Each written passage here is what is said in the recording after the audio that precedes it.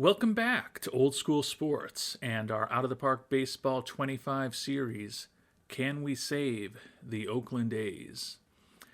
And this is about to be our second attempt at a season recap episode. If you're looking closely, you may notice that it's already November 9th and the off-season has started, and that's because just spent close to 2 hours working on a season recap episode, and when I went to review the episode, it was a black screen with just my cursor moving around from time to time when I happened to move the cursor for about 45 minutes. So something negative happened with the video. The audio still worked, so you would have had the benefit of being able to stare at a black screen with a cursor occasionally moving around and listening to my melodious and monotonous voice for over 40 minutes. And I didn't think that that would be a particularly attractive option for anyone. So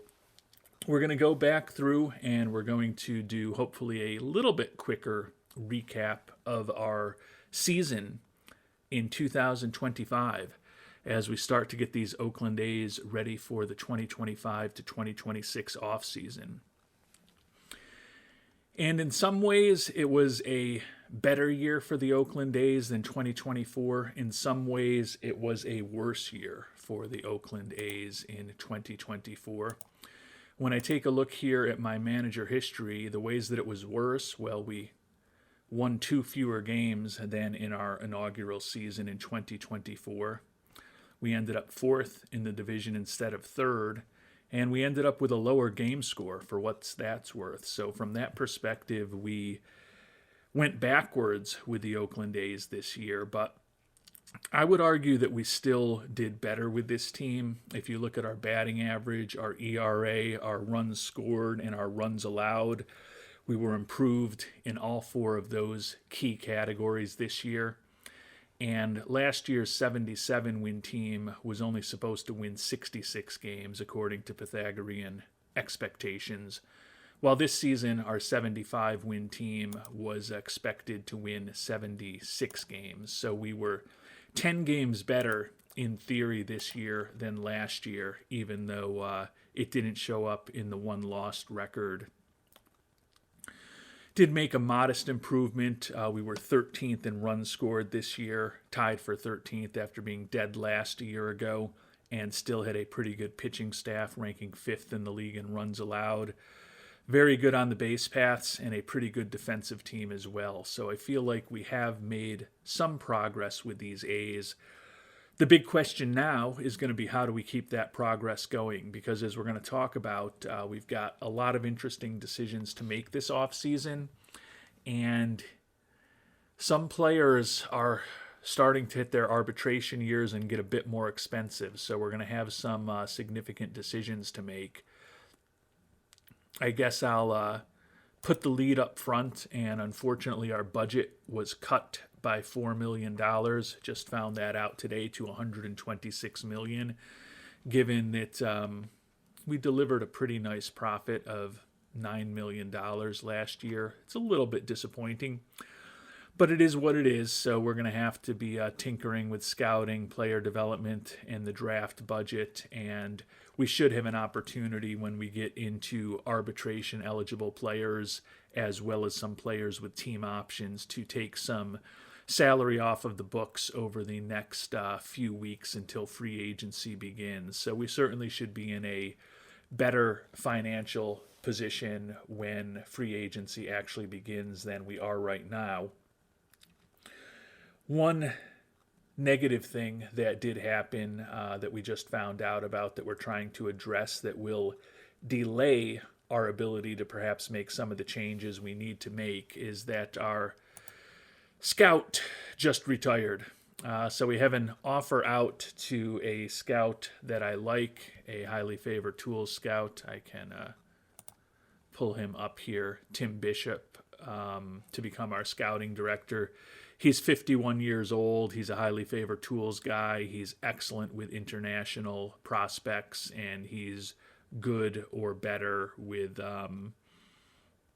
minor leagues, major leaguers, and amateurs. So should be a nice addition to the team. And as I said, he's only 51 years old, so hopefully he'll be around for the next decade and a half for us. But certainly not optimal to be beginning a second off season with all the work that we've done to scout our team useless at this point, because we no longer have a lead scout. So that'll certainly make it a little less interesting when we dig through our players and talk about them shortly. But before we get into that, the other negative thing is that perhaps the two best young pitchers on our major league team, Mason Miller and Mitch Spence, both suffered injuries this year. We lost Mason Miller in spring training, and then he had complications recovering from that ruptured UCL, so he's still 8 months away from a return. And Mitch Spence tore his UCL.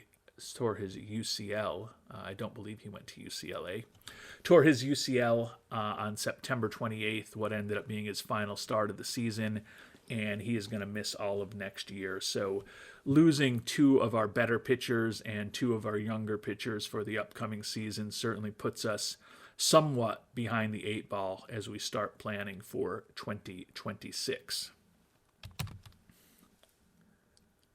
Turning to our season review and that pitching staff, the one thing we know for sure is that Clark Schmidt will be back, and he'll probably be our number one starter again. He was an all-star for the first time this year, 9-9 record, 3.85 ERA, 2.6 WAR. Pretty similar season when all was said and done to what he had for us in 2024. We did sign him to buy out his arbitration years and potentially 1 to 3 of his free agency years after we picked him up from the Yankees about a year and a half ago, and he'll be an important part of our rotation for the next few seasons. J.P. Sears was 9-13 with a 4.36 ERA, but a WAR of over 3. His SIERA was over a run better than his ERA, and he'll be making a little over $2 million in arbitration next year. Have a decision to make with him. Domingo Germán, 5-8 with a 4.84 ERA for the 33-year-old. He is going to be heading off to free agency. I think it's unlikely that we'll bring him back. He is looking for $1.6 million a year for 3 years. I just don't know, as a 33-year-old who hasn't performed particularly well in the last 3 major league seasons, whether that's the right play for us. Hopefully between free agency and the trade market and the Rule 5 draft and the waiver wire, we'll be able to find someone similar to Germán over the course of this offseason. Colby Allard had a real nice year for us, 11-4 with a 3.51 ERA. Started the year in the bullpen and then moved into the rotation for the last 2/3 of the season and did nicely for us there. Set to go to arbitration, set to make a little over $3 million next year. We'll have a decision on him coming off of a solid season. I tend to think we'll probably lean towards bringing him back, especially with the fact that with both Miller and Spence being out, we've lost one, if not possibly 2, of the players in our starting rotation for next year. Nick Frasso, 0-3 record with a 4.02 ERA. He started 1 game in October after Spence went down with the injury. He's a guy who's still making the major league minimum, has option years left, will likely be back with us next season. Turning to our bullpen, the 2 best guys in our bullpen, Ian Hamilton and Gabe Spire, are guys that we picked up off the waiver wire right when the season was beginning. Hamilton was all over the place, 7 wins, 11 losses, 36 saves. The 2.50 ERA is strong. The 10 home runs and the 38 walks in 68 1/3 innings are not. He actually ended up being below replacement level when all was said and done, which is pretty hard to do with a 1.71 ERA plus. He is set to be making a little over $2 million in arbitration. He's going to be an interesting decision for us. Gabe Spire, when all was said and done, was better. 2.51 ERA over 86 innings pitched. 2.84 SIERA and a WAR of 1.7. Similarly, he's expected to make in the low to mid twos next year, so an interesting decision for him in the bullpen as well. Chase Lee was a Rule 5 draft pick last year. He was 2-3 for us, making the jump from AAA to the majors. He was respectable, a little bit above replacement level, still making the major league minimum, still has option years left. He should be on the 40-man and likely the 26-man next year. Luis Heel, who we picked up on waivers 2 years ago at this point, may not be back with us. Was okay in AAA, not good in a small sample size in the majors this year. Out of option years, I think it's going to be tough for us to guarantee him a major league contract, not being certain that we'd be able to stash him in AAA. Have an interesting decision on Matthew Boyd. Signed him as a free agent last offseason. We've got 2 team options left. Looking at his profile, I think he should be a decent major league pitcher. But you look at what he's done in the majors the last few years, and it hasn't been pretty. 5.45 ERA with Detroit in 2023, 9.64 and 5.19 with the White Sox in Texas last year, and 5.65 with us this year. He was more than a win below replacement level with us. The money next year isn't huge, and the fact that we are going to be down both Mason Miller and Spence means there's a chance we'll bring Boyd back, but he's also going to be 35 years old. Clearly is not part of our long-term plan. Michael Tonkin, also not part of our long-term plan. He's going to be turning 36 shortly. He was more than respectable with a 3.90 ERA over 32 and a third innings pitched. That said, he was still basically a replacement level player.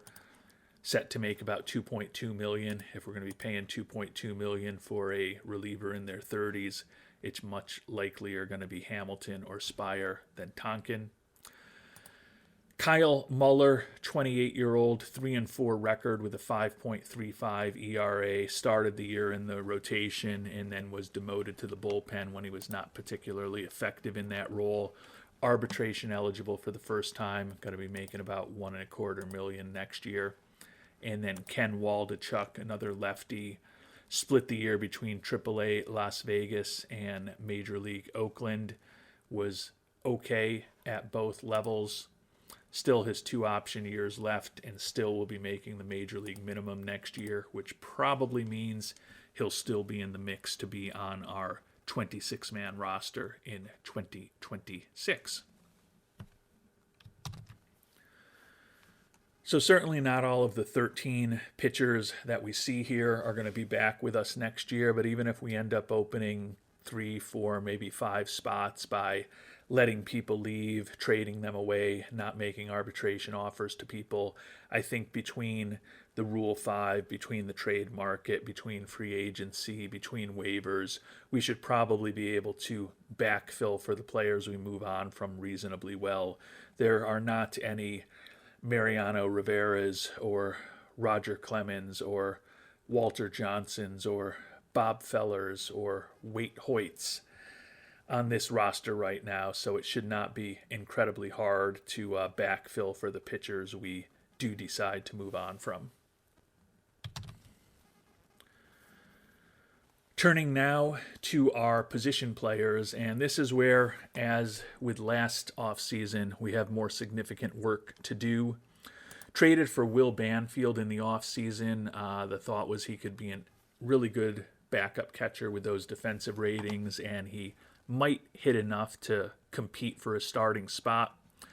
Fortunately, it wasn't the case. He batted just .210, a 43 WRC plus. His good defense did allow him to basically be replacement level, but thinking he is a backup for us. Shea Langeliers hit a little better, .218 average, did have 8 homers and 46 ribbies, 21 doubles. So he had a 74 WRC plus and was a win above replacement level. Competent defensively, and he does have that little bit of pop in the bat, but his home run production has declined each of the last 2 seasons, and he's set to be arbitration eligible, making about $2 million next year. It's uncertain whether he'll be back with us. We're going to have to spend some time looking at what the free agent market for catchers looks like. Wouldn't be brokenhearted if we brought on someone different to start over Banfield, but if we have to have Langoliers back, I guess we could do worse than him. Ryan Noda is set to make almost $2 million in arbitration, and that likely means it's time for us to move on from him. Similar year to last season with a 103 WRC plus, just a point below where he was a year ago. 0.7 WAR both seasons, 16 homers for us. Struggles to get the batting average out of the 230s. I think given his defensive limitations, his lack of speed, even though he was 11 for 12 on the base paths this year, he was very strategic when he did run, that we'll likely be moving on from Noda this offseason. Part of the reason we'll be able to is Tyler Soderstrom, who will be making the major league minimum next year, looks set to potentially fill that first base role for us. He has nothing left to prove in AAA after hitting 35 homers this year in Las Vegas, and he was close to a league average offensive player in 121 at-bats at the major league level. I think he could certainly be an everyday first baseman for us against right-handed pitching. Oswaldo Cabrera split the year between AAA Vegas and the majors with Oakland, and he is now heading into a situation where he's arbitration eligible, and he's also in his last option year. So he could end up being someone that we move on from. We like his defensive versatility, like that he's a switch hitter, but he's going to be making much more than the major league minimum, unlike the next two guys that we're going to talk about. Austin Gauthier, also versatile defensively, traded for him with the Dodgers, liked his ability to draw walks, and he did draw 46 walks this year in 87 games. So his on-base percentage was almost 100 points higher than his batting average. The issue is that his batting average was only .222, so he put up a 72 WRC plus. But he's still making the major league minimum, and he's still got options left. And we can say the same thing about Darrell Hernandez, who struggled, tried to make him our starting second baseman this year. He ended up hitting just .220 in 323 major league at-bats. Spent some time in Las Vegas, 68 WRC plus, slightly below replacement level, but as I noted, also making the major league minimum next year, also has options years left. So the lower cost and the optionality that we have with Hernandez and Gauthier probably means that we'll be moving on from Cabrera.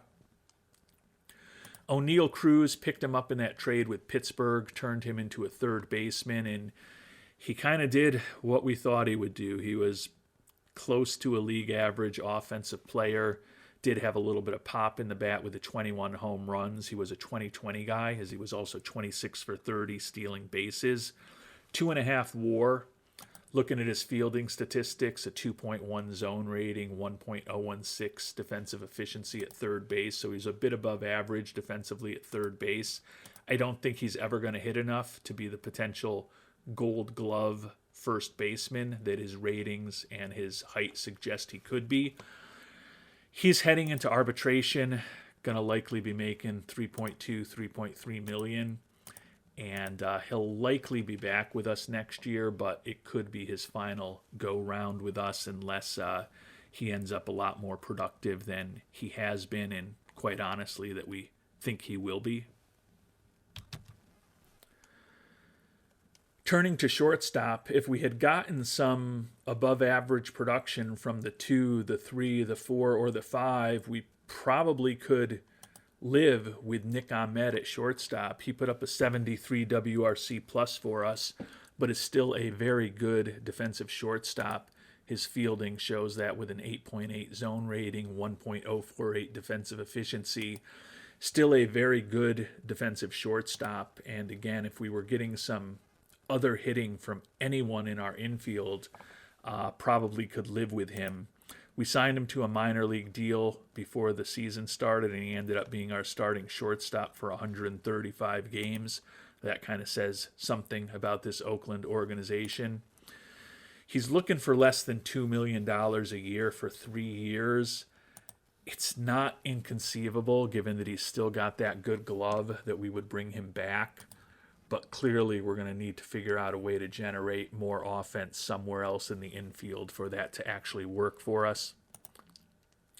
Nick Allen, like his defensive versatility, you've heard that theme with several of these infielders, but he spent most of the year in AAA, was not a particularly good offensive player at either level. Still making the major league minimum and still has an option year left, so he will probably be on the 40-man roster and competing with the likes of Hernandez and Gauthier to be a utility infielder. Conceivably, one or two of them may also end up as a starter for us, although in a perfect world, out of those three guys, we'd like two of them to be utility infielders, one of them to be in AAA, and to maybe have a new starter or two ahead of them in the lineup. And Bo Bichette was a rental for us this year, hit 255 in 145 at-bats with an 80 WRC plus, so we did not get the offense out of him that we would have hoped. Right now, there's no way we're going to be able to re-sign him. He is looking for 5 years at almost $23 million a season. The only thing I care about now is that we got a 1-point boost to fan interest when he joined us. I hope when he leaves us, we don't lose more than 1 point when he goes his separate ways following this season. Turning to our outfielders, and this is where we did have some players with some decent offensive production. Lawrence Butler split the year between Las Vegas and Oakland, was very effective at both levels. Like his range in the outfield, he also can steal a base when he needs to. Has a little bit of pop. Hit 33 homers in AAA. And added 6 in 148 at-bats in the major league level. He should be in the starting lineup for us against right-handers in particular somewhere next year. Could also play against lefties if he had to. It's just a matter of whether he'll be at first, left, right, or DH for us. We'll probably be moving on from Michael Conforto to make room for Butler in the lineup. Conforto was about a league average offensive player for us this year, 404 at-bats, but he'll be 33 before the season starts. Have a team option for $3.6 million with him, given that we'd like to get guys like Soderstrom and Butler into the lineup. I think we probably move on from Conforto. We'll definitely be moving on from Tyler O'Neill. Similar to Bo Bichette, we got a 1-point bump in fan interest when we traded for him right before the trade deadline. He did a really nice job for us in the role that we asked him to, just playing against left-handed pitching. Hit 299 with a 121 WRC plus, but certainly cannot justify over $20 million a year for 7 years for a player who is really good against left-handed pitching, but is basically a replacement levelish type bat against right-handed pitching. Not particularly great defensively, and also is a primary left fielder, doesn't play a particularly valuable defensive position. So we will wish Mr. O'Neill good luck at his next stop. Estuary Ruiz led the league in steals for a second consecutive year, although that number has declined for 3 straight seasons now. Hit 241, ended up putting up an 86 WRC plus when all was said and done, 2.3 WAR, so a similar season to a year ago. We actually changed his settings to make him more aggressive on the base paths this year, so it's kind of interesting that he only attempted 52 steals, but he was incredibly efficient, successful over 90% of the time, which was nice to see. Good in the outfield, obviously has the speed. In a perfect world, we'd want him to be a better hitter, but it is what it is. We are the general manager of the Oakland A's. It is by far not a perfect world. Set to be making about $2.5 million next year. Given his defense, given his speed, I think we're inclined to bring him back. in center field this past year. He was basically a league average-ish type center fielder, which is a little surprising with that 65 range and error rating. Would thought he might be a little bit better than league average, but he may still be our next best option for next season in center, although I do question whether he's going to be with us for the long term. Similar to Michael Conforto, we've got a team option on Austin Meadows. He was also about a league average player this year, but he's a couple years younger than Conforto. A little better defensively, I think, although we're not really seeing that in these OSA ratings. And set to make a little bit less than Conforto next season. So I tend to think if we're to bring back one of these older corner outfielders, it will probably be Meadows over Conforto. It's conceivable we move on from both of them, but we'll have to decide that in relatively short order since we're already at the start of the offseason. And then the one player who really was productive for us offensively this year was Anthony Santander, our free agent signing. We were a bit patient with him, didn't really engage with him until January, signed him on January 18th. He hit .259, 39 homers, 34 doubles, drove in 113 runs, 123 WRC plus, and a 2.7 WAR. He was primarily our designated hitter. You can see he started just 49 games at corner outfield spots. But since we had lots of money and relatively lots of money because we just weren't spending anything on anyone last offseason, we did give him a somewhat front-loaded contract, so we've got him for the next 3 years if we want him at $9 million a pop. He'll definitely be back with us next year. Certainly can't afford to lose that production in our offense. Long term, by the time we think we are a perennial contender or hope we are a perennial contender with Oakland, I think it's unlikely that Santander will be part of the organization. Turning to player development, in the original episode, when we had a scout on board, it said that our minor league system ranked 17th. Now we're down to 21st. Regardless, we've made some progress from one of the worst farm systems when we took over a year and a half ago, but certainly would hope for more than that. Can see we do have 4 top 100 prospects now, and they've kind of come from a number of different sources.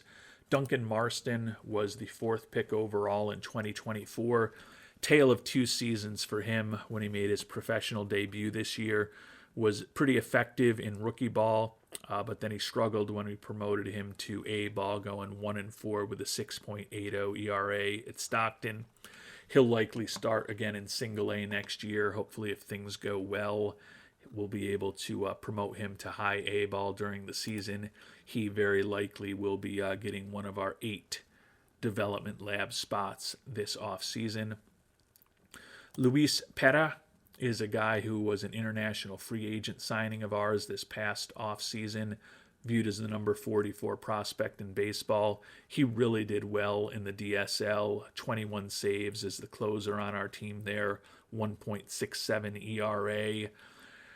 He will possibly start next year in the DSL. We'll have to see what our scout thinks of him once we have a scout on board. He didn't look ratings-wise like he was quite ready for A-ball this year.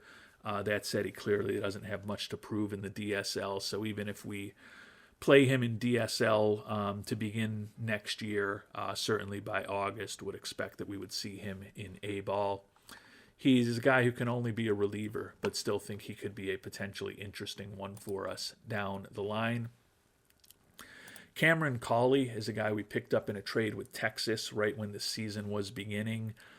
He should be in the mix to be an infielder for us at the major league level, or a potential backup center fielder for us at the major league level. Like his speed, he really struggled in Double A, but he was an above-average offensive player once we promoted him to Triple A. The question with him is whether the bat is going to be acceptable at the major league level or not.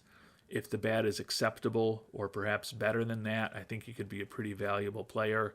If the bat is acceptable-ish or worse, he's probably more of a utility guy with a good glove. But he is young. and someone who should be in the mix to be on our roster for hopefully the better part of the next decade. And then our final top 100 prospect, Cruz Schoolcraft, picked him 10th in the draft this year. Did not get an opportunity to play based on the time we signed him, but a potential two-way player. The OSA is viewing his control lower than our scout did. It'll be interesting once we get a new scout on board to see if that's a little different. And he still looks like he could be a pretty good power hitter, although the OSA is not as effusive about his ability as our scout was. Our scout thought he was a 50 contact, 80 power guy. So hopefully it's just a matter of the OSA being a little less accurate in terms of their scouting reports rather than Mr. Schoolcraft perhaps already having started to regress in the first couple months after we drafted him.